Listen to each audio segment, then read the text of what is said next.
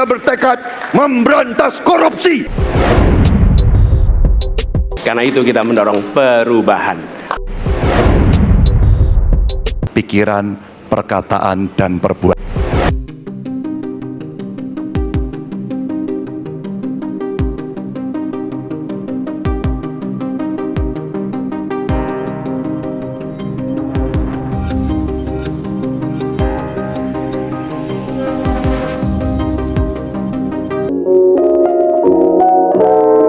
Assalamualaikum warahmatullahi wabarakatuh.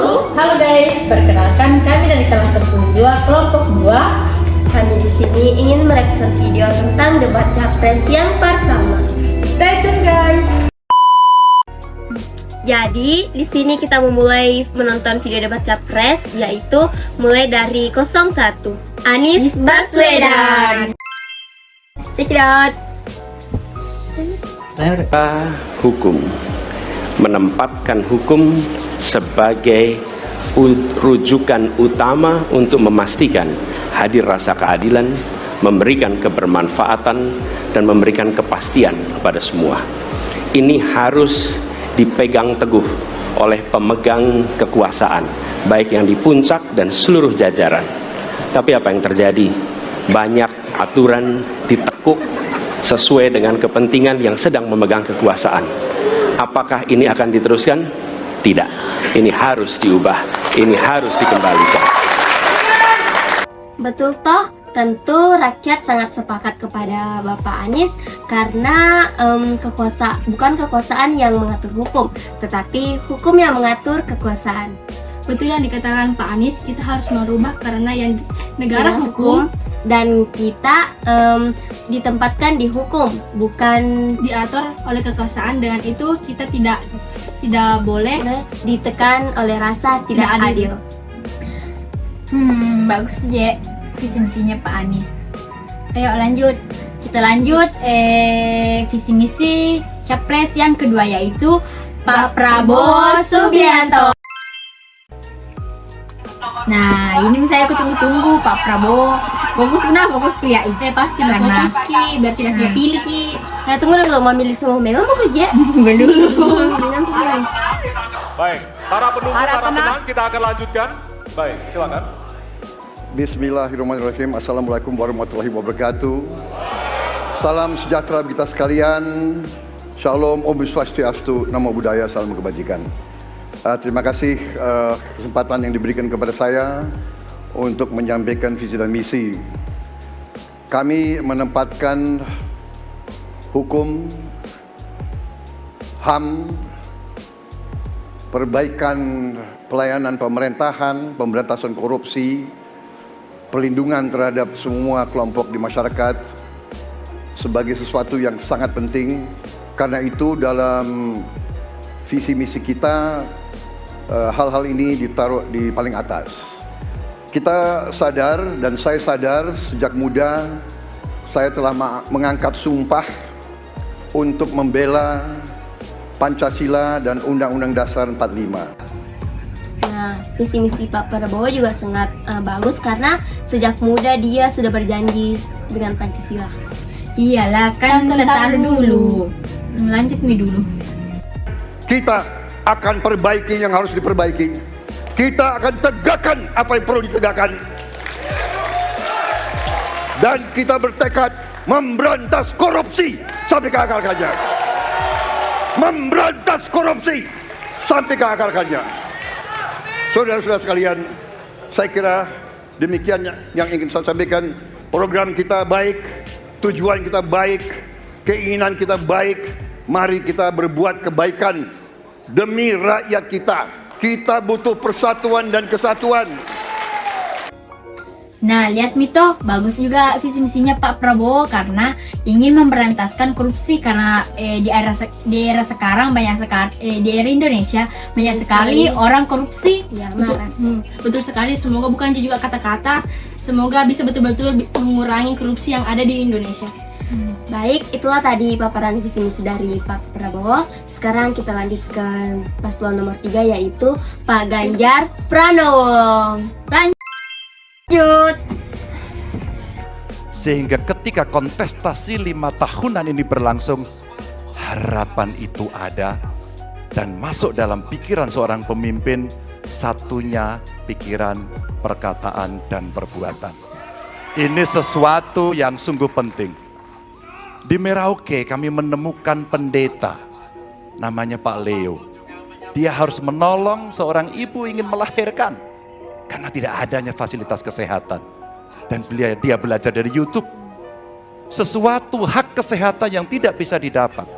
Maka kita sampaikan kepada Pendeta Leo, kami akan bangunkan itu dan kami akan kerahkan seluruh Indonesia. Bagus juga visi misinya Pak Ganjar nih karena mau mempercepat pembangunan yang ada di Indonesia. Baru bisa saja melengkapi fasilitas yang ada di setiap daerah. Iya, Je. Ini visi misinya toh. Visi misinya ini 3 capres bagus sama sih, Je. Namanya juga calon presiden. Dan Lanjut. Bahwa satu desa, satu puskesmas atau pustu dengan satu nakes yang ada. Pak Mahfud juga menyampaikan kepada para guru yang ada di Aceh, di Sabang sana. Ada juga guru agama di sana. Kita ingin membangun Indonesia yang hebat dengan SDM yang unggul. Tapi apakah kita sudah memperhatikan mereka? Tentu kemajuan yang selama ini ada mesti kita lakukan jauh lebih cepat, lebih satsep, dan perhatian itu mesti diberikan. Dan itulah di sana kita memperhatikan nasib para guru termasuk guru agama. Insentif kepada mereka kita berikan agar mereka bisa mengajarkan budi pekerti yang luhur dengan moderasi agama yang ada. Nah, Pak Ganjar berharap sumber manusia meningkat dan dia juga memfasilitasikan kepada pedesa-pedesa. Dan dia juga memberikan ilmu kepada guru-guru.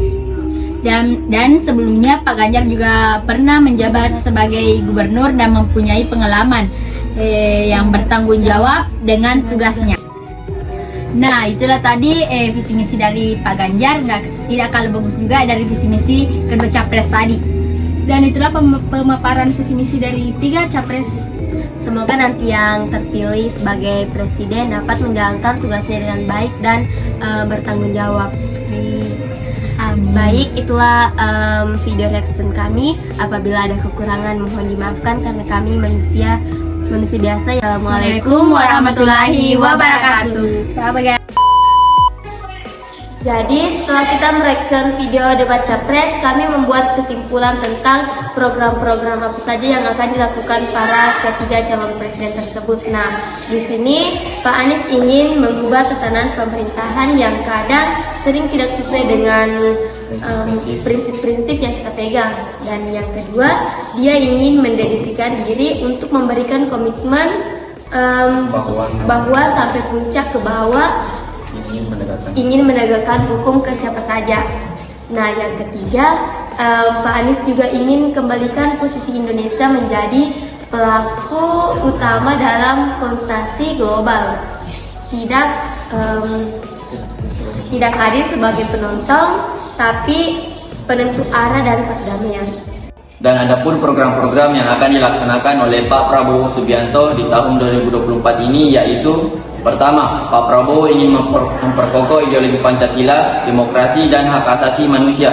Dan dia juga ingin pencegahan dan pemberantasan korupsi, penguatan pendidikan, sains dan teknologi, serta digitalisasi. Dan dia juga ingin melanjutkan pemerataan ekonomi, penguatan dan pembangunan ibu kota Nusantara. Dan dia juga ingin menaikkan gaji ASN, terutama guru, dosen, dan tenaga kesehatan, TNI atau Polri, dan pejabat negara. Dan dia juga ingin melanjutkan pembangunan infrastruktur desa, bantuan langsung tunai, dan menyediakan rumah murah bersanitasi baik untuk yang membutuhkan. Dan dia juga ingin reformasi politik, hukum, dan birokrasi. Dan yang terakhir, penguatan pertahanan dan keamanan negara, dan pemeliharaan hubungan internasional yang kondusif. Dan selanjutnya ada pun program kerja Pak Ganjar Pranowo. Pak Ganjar ingin melunasi hutang petani jika terpilih di Pilpres 2024. Berkampanye di Demak, Capres Ganjar Pranowo janji lunasi hutang petani. Dan Ganjar Pranowo berniat menjadikan pangan sebagai supremasi kepemimpinan Indonesia di kancah dunia. Mantan Gubernur Jawa Tengah ini berencana menggenjot riset dan teknologi di bidang pertanian. dan perikanan. Pemenuhan sarana prasarana pertanian dan perikanan juga menjadi hal yang penting. Ganjar Pranowo ingin melanjutkan program Jokowi dengan memperluas Konektivitas darat, laut, udara. Ganjar juga akan memperkuat jaminan sosial agar masyarakat bisa menikmati fasilitas kesehatan. Keinginannya menaikkan gaji guru menjadi 30 juta per bulan, dan selain itu Ganjar juga akan memberikan kepemimpinan yang baik. Jadilah Memilih dan cerdas, dan pilihlah pemimpin yang baik untuk negara tercinta.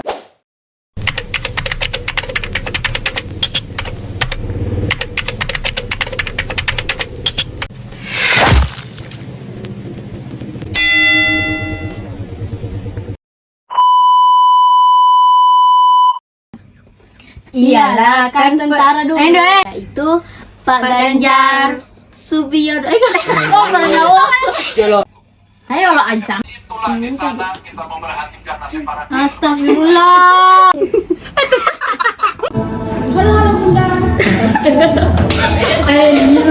Mata nggak itu Farah? Mulai nih. Karena ini negara hukum dan kita ditempatkan di hukum. Kekuasaan yang mengatur hukum. Balik. Langsung dibawa kameramen. Tenang. Oh, sudah hidir kan. Ara ini nih. ya, pilih cepat. Loki baru karena pengaturan kayak. 1. Awah. Ulang. Ya ulang. Ikut baca biala. Dia itu gede. Mikro kesadaran. 1. Tuh, 2, 3 ya. Kan video. Mulai letai temen. 2, 3. Cut. Yo. Jadi kita memulai menonton video. Ya udah Chandra.